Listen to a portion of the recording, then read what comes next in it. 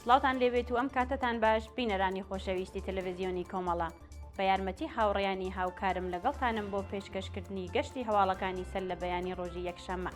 سەرەتا سەردێڕی گرنگترین هەواڵەکان.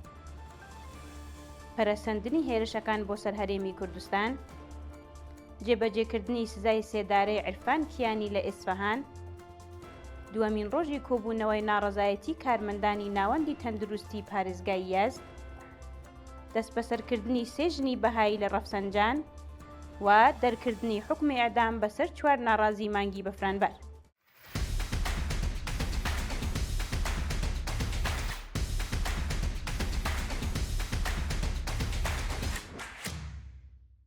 درێژەی هەواڵەکان.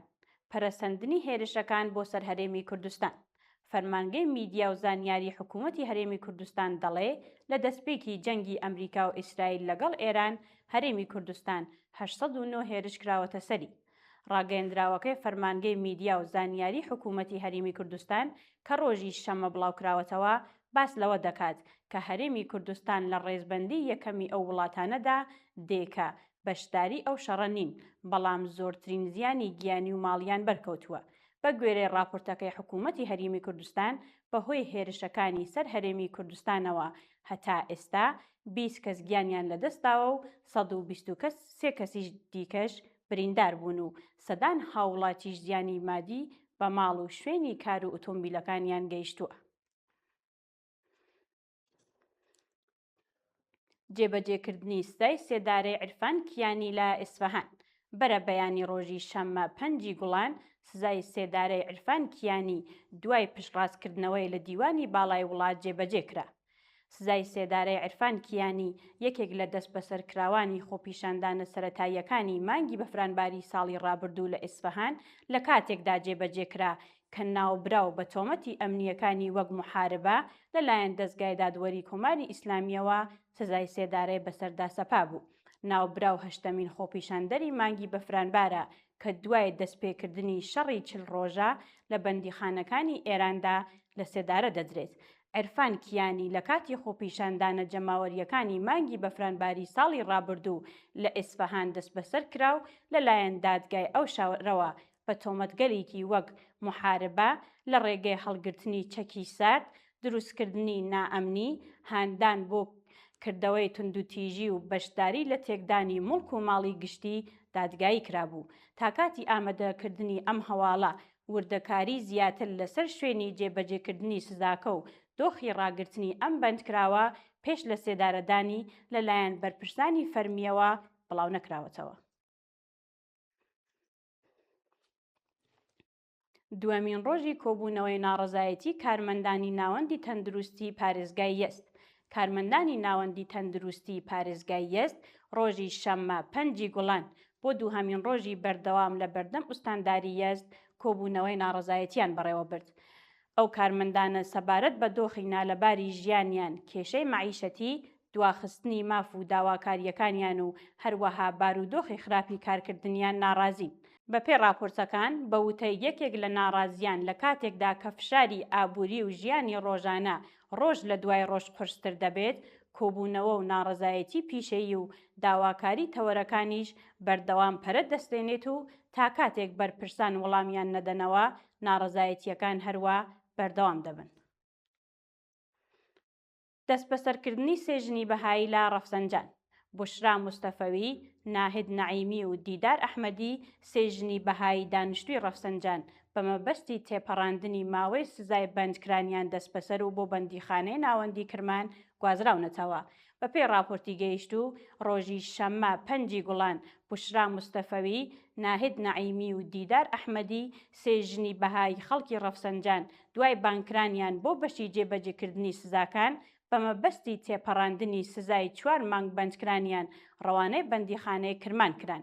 ئەم سێ هاوڵاتیە پێشتر لەلایەن لەقی 7 دادگای پێداچوونەوەی پارێزگای کرمان بە تۆمەتی بانگەشە دژی کۆماری ئیسلامی هەر کامیان سزای 4 مانگ بەندکرانیان بەسەردا سەپا بوو.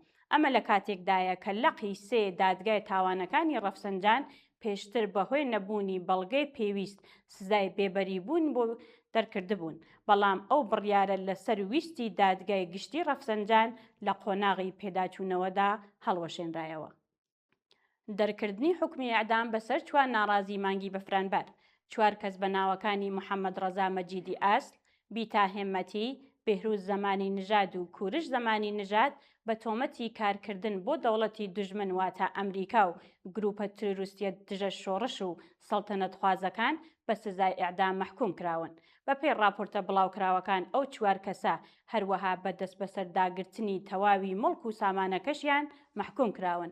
ئەم حکومانە لەسەر بنەمای یاسایەک دەرکراون کە مەجلیسی شۆرای ئیسلامی لە مانگی خەزەڵوەری 1404دا پەسەندی کردووە و تا ئێستا لانی کەم 30 کەس لە ناڕازیانی بەفرانبەر بەپێی ئەو یاسایە بە ئیعدام مەحکوم کراون و پێشبینی دەکرێت سەدان کەسی تریش ڕوبەڕووی تۆمەلگەلێکی وەها ببنەوە کە سزای مەرگیان بەسەردا بسەپێندێت.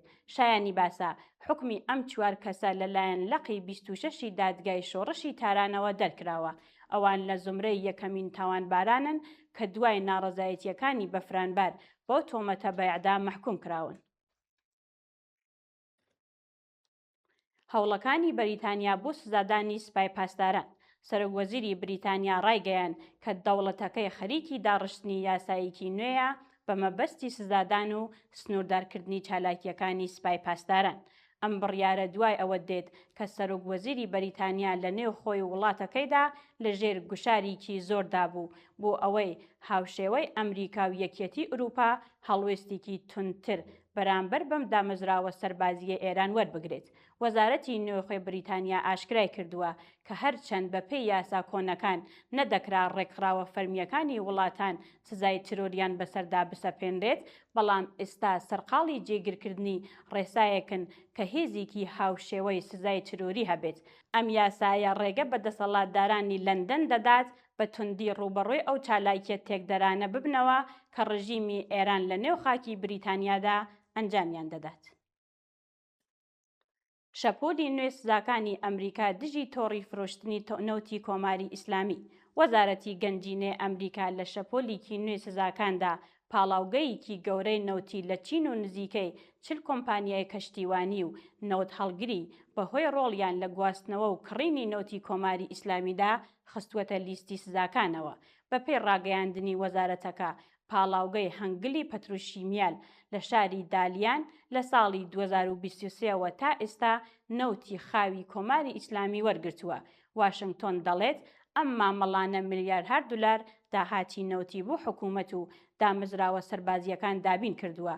ئەم سزادانە هەروەها کۆمەڵێک کۆمپانیا و نەوت هەڵگر دەگرێتەوە کە بە وتەی ئەمریکا بەشێکن لە کەشتیە سێبەرەکانی کۆماری ئیسلامی بۆ تێپەڕاندنی سزاکان و گواستنەوەی نهێنی نەوت و بەرهەمە نەوتیەکان.